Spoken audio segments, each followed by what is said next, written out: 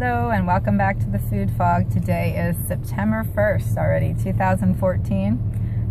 We're pretty much done with summer. We're into Labor Day, so we're into the routine again of the school year or the fall, and I'm already in the car again waiting for my daughter during her music lesson. And I've actually just started my second trimester of grad school. I'm studying physiology and anatomy, fun, as well as another wellness coaching class, and so I'll be keeping busy and trying to keep my health balanced while meeting the needs of everybody else and studying, and so that's my challenge. But one of the things that I had on my mind recently was a movie what we just watched called OMG GMO, and it's about the genetically modified foods in our food source, and one man's journey to discover more about how they impact our health and environment and all that stuff. And one of the things that he said during the film that really stuck with me was that in order to avoid these GMO foods, which have really infiltrated our food source, we really have to be willing to opt out of a lot of culture and tradition. And he said in the film, I believe, that at this point he wasn't ready to do that, and I totally respected that, even though he's taking his kids out for, tacos or ice cream and who knows what's in the food. He's actually knowing, he's asking his kids, do you know what, there's GMOs in there, do you still want it? And they're like, yes. And but I totally understand. I hit that wall all the time with my children, just having to let go and let them make their own choices, yet being kind of angry that these foods have to be a choice. They have to even be there in the first place, and it become so ingrained in our culture.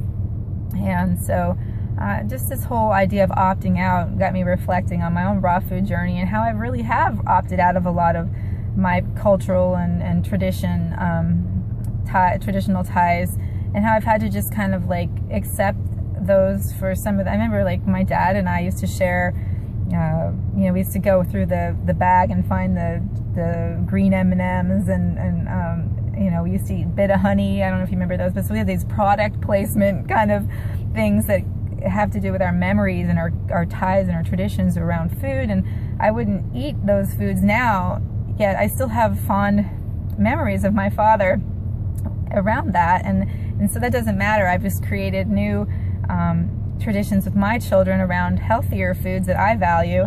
And it doesn't in any way degrade that memory of my father. It's just a shift.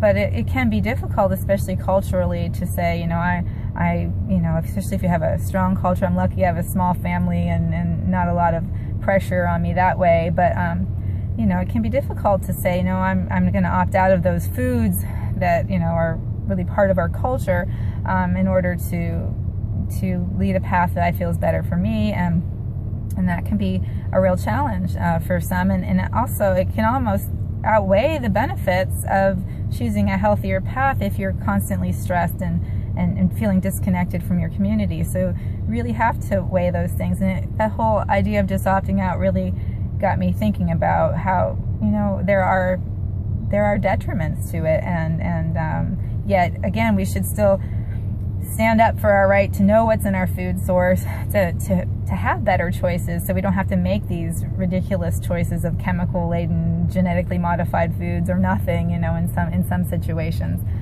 or spending way more on, clean foods. And so I think still being an advocate for real healthy foods and creating new cultural and traditional paradigms around those foods, but still right now that's not the reality. And so I'm curious how some of you deal with that choice. Do you opt out of all those processed foods? Do you always say no, or do you find a balance somewhere there to stay connected to your community and your traditional past and feel that connection and make those, to some degree, compromise your ideals for that feeling of connection? So it's an interesting sociological study, I guess, and something to explore.